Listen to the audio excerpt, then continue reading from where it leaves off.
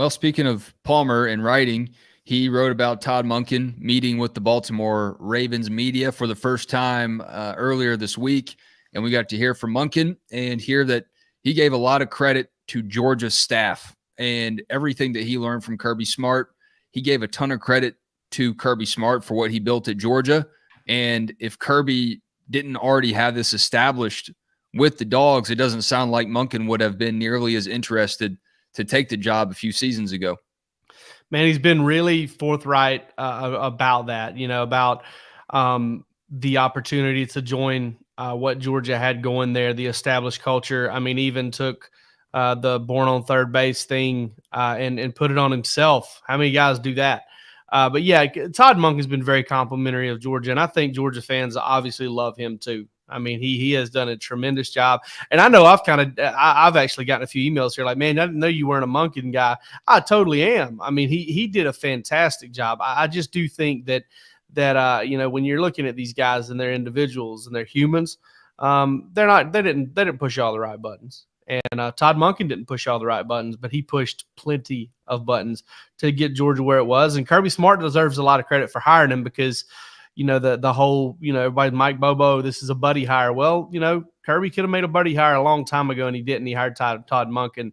But it just, I think, going to the NFL, it's always tough, man. It's always tough. You never can just say it's going to work. I mean, I didn't know Andy Reid was going to work from Philadelphia to Kansas City. How many guys are successful in one spot, don't quite get it done, and then never get it done? That league is an enigma, and there are very few, very, very few guys who kind of just touch things and turn them to gold in that league. And Monken's only been a play caller in that league for one year. We don't know his quarterback situation, but I know that the Baltimore Ravens will have a few more eyeballs on them this next football season because both of their coordinators now very much tied to the University of Georgia. Mike McDonald, double dog there, defensive coordinator, and now Todd Monken, two-time national championship coordinator, and maybe probably viewed behind Irk Russell as the most beloved Georgia assistant ever. Yeah, I think that's fair. I think when you look at the contributions that he made on offense, he wasn't headbutting anybody and getting blood on his forehead. He might have figuratively butted heads a lot with Stetson Bennett, but it worked, and he did what he had to do. One clip that did go viral, Jake, was Todd Monken talking about Jameis Winston, and this is from his Ravens press conference. I'm going to pull this up really quick and let y'all take a listen to it. We had Mike Evans, we had Chris Godwin, we had Adam Humphries, and we had O.J. Howard, and we had Cam Brate, and we had quarterbacks that love to throw it. Sometimes to the other team, but they like to throw it. But when I was at Tampa, we had really good receivers. Just merciless on old Jameis there. We had quarterbacks who like to throw it to the other team. Dude, not just Jameis. If you look at Fitzpatrick from that one season with Monken, they kind of split that season because of injury. And Fitzy throws it to the other team every now and then too. I mean, he had him a couple of guys that enjoyed turning the ball over. That's for sure.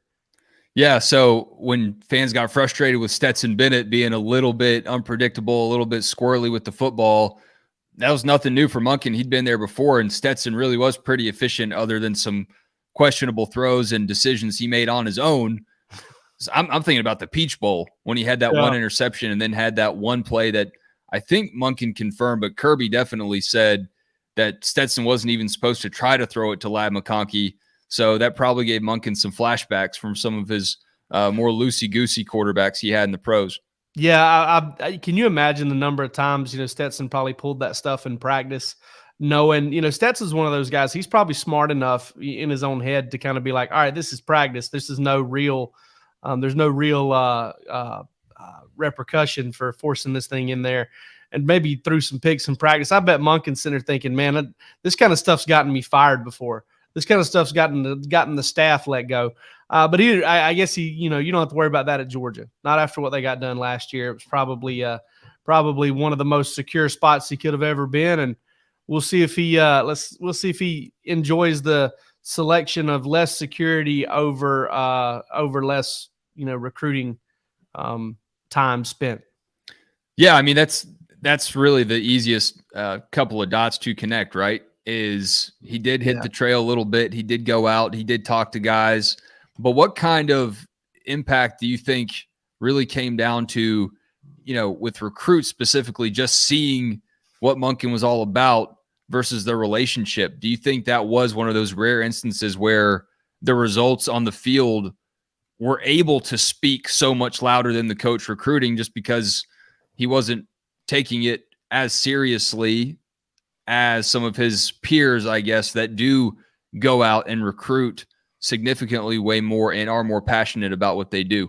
Well, I always looked at it as Todd Monken was probably a bigger tool as a recruiter to Brian McClendon and Stacey Searles and Todd Hartley and Dell McGee. Is, they would say, hey, this is what Monken's doing for this guy. And hey, this is what Monken's offense has done for this guy, as opposed to, Monken being able to, I don't know. Sometimes I feel like if you go out there and you're just like me, this is what I can do for you. That is tough. I think the big thing with Monken is, it's hitting the road and recruiting. I think just being in the room and having the credentials. And listen, he's got a great personality too. I mean, he's a funny guy. The players love him. So I have no doubt that he does relate to those guys well. But I can speak from, man, listen, I'm 39, right? And I've been in this business for 10, 11, 12 years, depending on when I got in, how you would count it. I'm to a spot now where I can't do like I used to and call kids nonstop after visit weekends and do that. I don't know. I've kind of grown out of that phase of my life, as some coaches do that. Will Muschamp doesn't, but Todd Monken does. And, especially when that's not necessarily a big part of what he got into it for. Right. So I think ultimately, that's part of it. And a big part of it is like, hey, listen, these spring and summers when they're not working in the NFL, they're maybe doing some homework on their own and doing some Zoom meetings or meeting with other staff. But I tell you what, they're not doing. They're doing camps for 12, 13, 14 and up, and in 100-degree weather and having to hang around there all day. And I remember running into Kevin Sherr at one of those things one time, and he was like, man, I'm not going to sit down. I'm not going to let any of these kids see me sit down. He said, but my back hurts so bad I could go to the hospital right now. And that's just kind of the way they work with it. Yeah, it's part of the job. Like if you worked at Best Buy in your career, you have the qualifications, and in a situation like that, you just stand up all day, be on your feet and talk to people. Whereas Todd Monken doesn't need to do that right now. He probably, if he did stay at Georgia for a few more years, he would be looking at solutions from AI and bots to send his text messages for him to recruit kids.